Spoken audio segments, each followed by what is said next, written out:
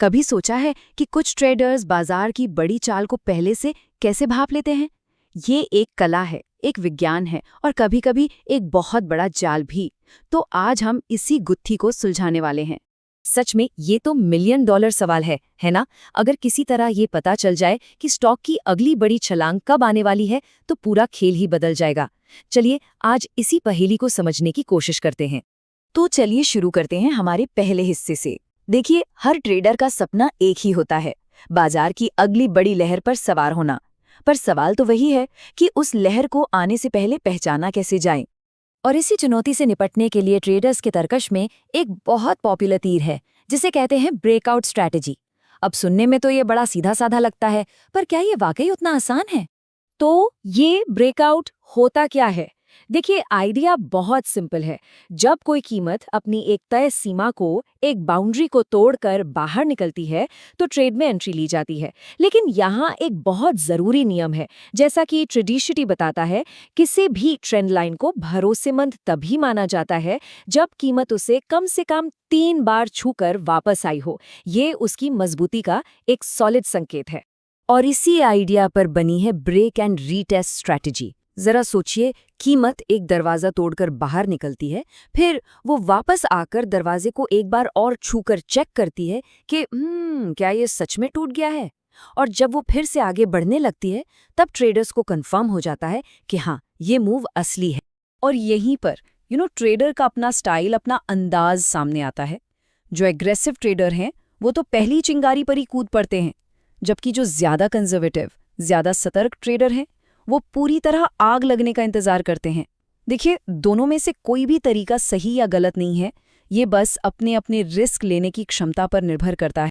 लेकिन एक मिनट रुके, क्या हो अगर वो दरवाजा एक धोखा हो? क्या हो अगर ये सीधा साधा दिखने वाला ब्रेकआउट असल में एक जाल हो, जिसे सिर्फ फंसाने के लिए बिछाया गया हो? इसी को कहते हैं फेक आउट। और सच कहूं तो ये ट्रेडर्स के लिए सबसे ज्यादा फ्रस्ट्रेटिंग मोमेंट्स में से एक होता है। कीमत एक इम्पॉर्टेंट लेवल को पार करती है, सब कुछ बिल्कुल सही लगता है, और फिर पलक झपकते ही वो पूरी तरह से पलट जाती है और बेचारे ट्रेडर्स जाल में फंस जाते हैं।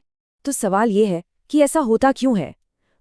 कल्पना कीजिए कि बाजार में बड़ी बड़ी व्हेल मछलियां यानी बड़े इंस्टीट्यूशनल इन्वेस्टर्स छोटी मछलियों यानी हम जैसे रिटेल ट्रेडर्स का शिकार कर रही हैं।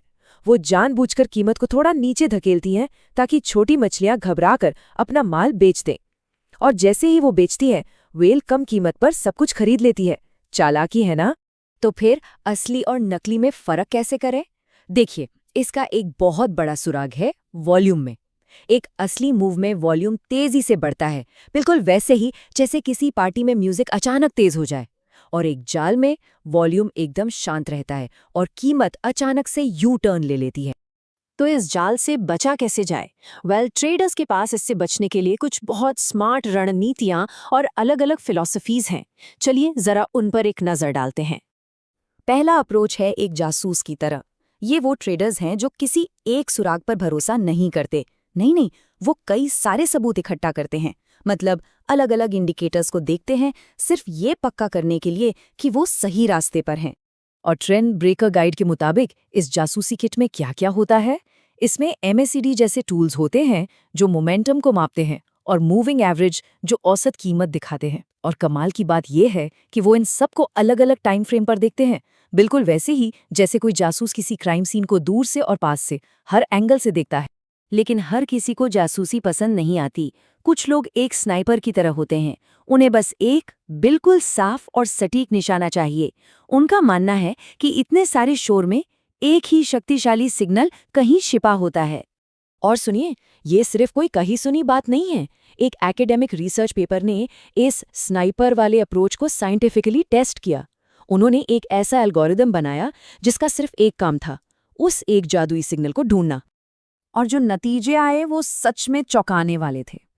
इस पेपर ने दावा किया कि उनके एल्गोरिथम ने असल बाजार में लाइव ट्रेडिंग करते हुए एक असाधारण, मतलब एक्सेप्शनली हाई सक्सेस रेट हासिल किया। कितना? 90%। मैं फिर से दोहराता हूँ, 90%। इसका मतलब ये हुआ कि उनके 10 में से 9 ट्रेड्स मुनाफे में रहे। सच में ये सुनने में लगभग नामुमकिन सा लगता है।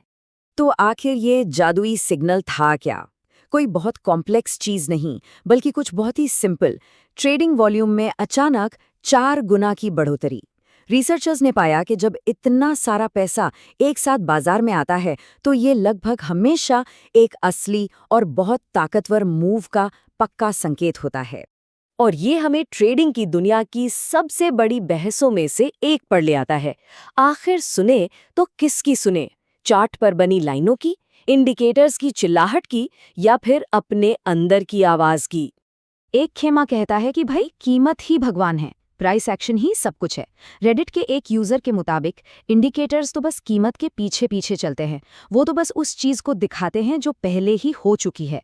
असली मास्टरी तो कीमत और वॉल्यूम को सीधे पढ़ने में है। लेकिन दूसरा खेमा कहता है, रुको जरा, इंडिकेटर्स एक नक्शे की तरह है। वो आपको बड़ी तस्वीर दिखाते हैं, और जब इमोशंस का तूफान उठता है तो आपको भटकने से बचाते हैं। वो एक सिस्टम देते हैं।